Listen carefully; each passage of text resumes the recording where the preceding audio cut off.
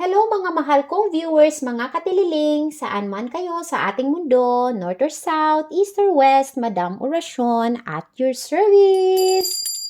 Kung natagpuan mo ang bidyong ito, hindi ito aksidente. May isang bagay na nakatakdang makaabot sa iyo ngayon. Ito ay timeless reading na ibig sabihin ay hindi mahalaga kung kailan ka nanonood. Kung nandito ka ngayon, ang mensahe ay para sa iyo. I'm asking the universe for protection, clarity, honesty, and gentle guidance para sa sinumang nanonood sa videong ito. Okay, let's start. Start ka agad. We have Six of Pentacles. And then Chariot. The Chariot. We have the Moon. Naku, parang lumabas ito the other day. Bakit ganun pa rin yung lumalabas na energy? Same lang siya. Oh, tingnan natin. The Justice. Then we have the Lovers. Ayun, the Lovers na naman. Four of Swords. We have Three of Swords. Knight of Cups. And the last, we have the Sun. Okay, at least positive yung Sun. Ha? Andito naman sa sa heart of the matter, we have the Six of Pentacles, which is good also because may sharing, giving and sharing dito sa Six of Pentacles. So, meron ditong charity, may generosity, may sharing. So, basta yung nakikita ko dito, may wealth siya. Kaperahan ito pera ito. So, magkakaroon ka ng pera. Or, magbibigay ka ng pera. Or, may tutulungan ka or tutulungan ka. Yan yung kasalukuyan mo na energy, guys. Okay? So, sana pera ito. Para lahat masaya. Okay? Then, we look at the past. We have the Chariot. Okay. So, dito sa Chariot, maganda din yung Chariot kasi positive ito. It means you have full of confidence. You are very confident. Confident ka talaga. Kung ano man yung mga ginawa mo dati, confident ka na gawin yun. Nagawa mo yun. Kasi nga, ito, the Chariot talaga nakalagay. Ang focus mo lang is success and victory. Meron ka ding disiplina sa sarili. Okay? Meron kang willpower at may self-control ka dito. So, this is a very good card. Ha? So, maaring ikaw to na very successful person na tutulong ka sa mga nangangailangan. See? You are helping. Maaring ito yun. Okay? And then the future is the moon. Okay, bakit moon? Kasi moon, it means parang malabo. Malabo yung mo dito. Kalagayan. Hindi mo makita. Wala kang makita. Kasi nga malabo. Merong illusion dito kasi na minsan mali pala yung pagkakaintindi mo, mali yung paniniwala mo. Mahina yung intuition mo dito, parang hindi clear lahat. Maaring sa kasalukuyan, pag maling tao ang tinulungan mo, baka, yun nga, you are blinded.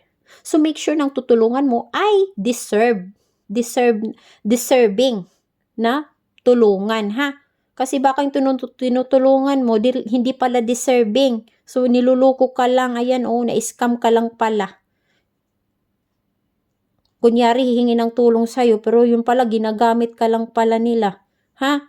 So, make sure na ang mga taong tutulungan mo ay deserving, ha? Kasi ito yung mangyayari sa'yo sa future. Ayun, na-scam ka dito. Kasi nga, malabo Bigay ng bigay ka lang, labas ng labas ka lang ng pera. Tulong ka ng tulong. Yun pala, masasamang tao pala yung tinutulungan mo, ha? Make sure na tama yung mga desisyon mo, ha? Huwag kang maglalabas ng pera kung hindi ka sigurado, ha? Ayun, baka ma-scam ka. Mauto ka dito, ha? Sa future mo, ayan, very sad yung mga face nila. Kasi yun nga, very unclear kasi. Hindi nila makita yung totoo, ha? So, guys, ikaw man ito, be careful ha sa pagtulong. So, yun lang. And okay, the next is justice card. Ito yung ano mo dito ngayon. Kasalukuyan mo to na energy. Ito yung strength mo. This is really good card kasi justice. Meaning kasi nito, you will know the truth. Ayan ha, buksan mong mga mata mo, ha? Okay ha? Ayan, be watchful, be observant ha sa mga humihingi ng tulong sa'yo ha. You know it, huwag kang maging blind kasi kapamilya mo, kaibigan mo, kahit sino pa yan ha. Kung hindi sila deserving sa tulong mo, huwag mong tulungan ha.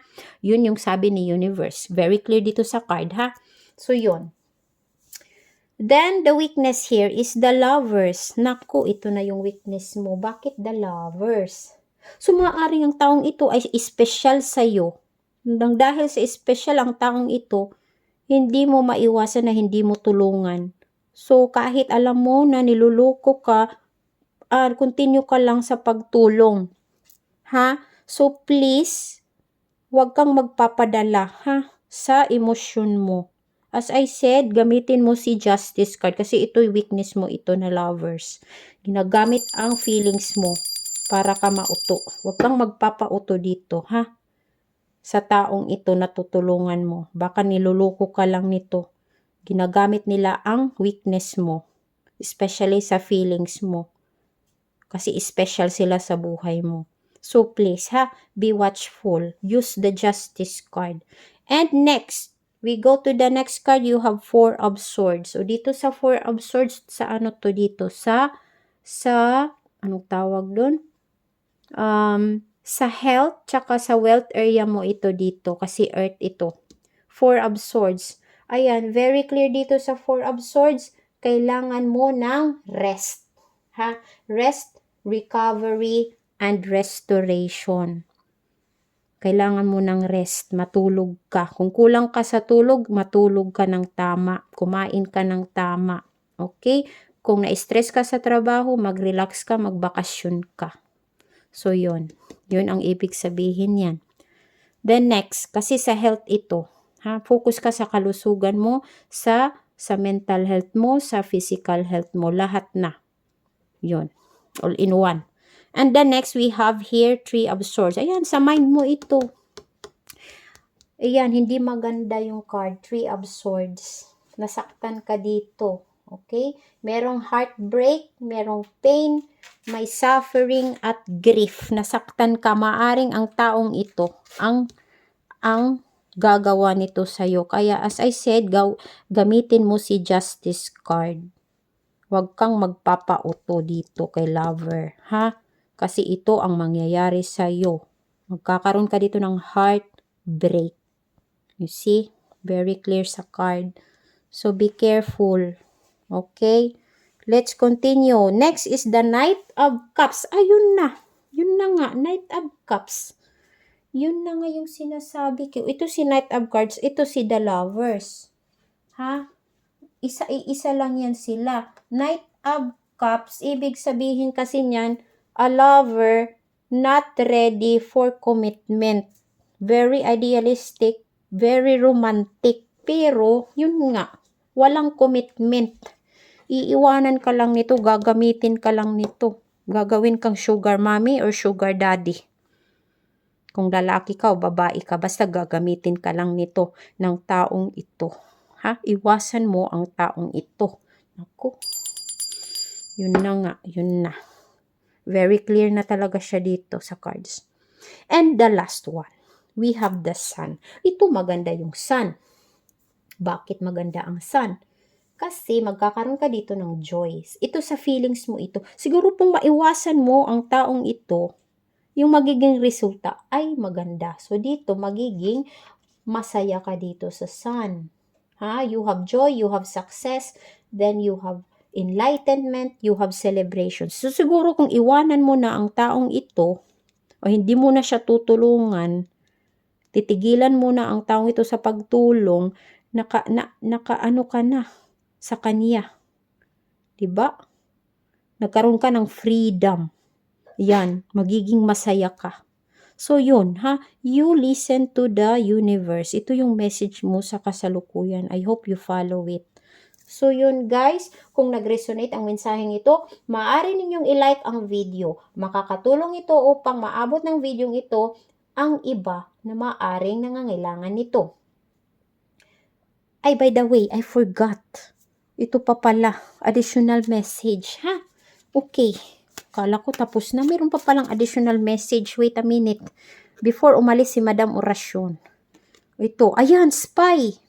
Another message. Someone's got their eye on you. You are doing your research.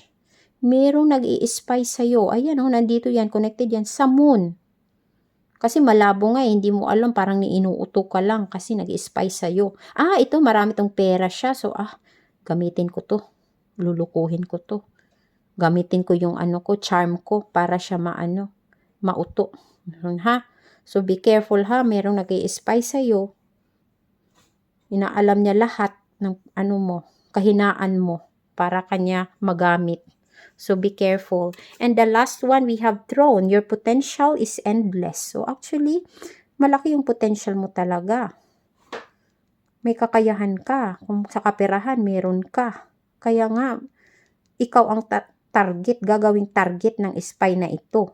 Kaya yan, ha? Be careful. So, yun yung pinapakita ni universe. Okay? So, feel free to subscribe if you'd like more timeless readings like this. Thank you for being here. Take care of yourself. Goodbye for now. Madam Orasyon at your service.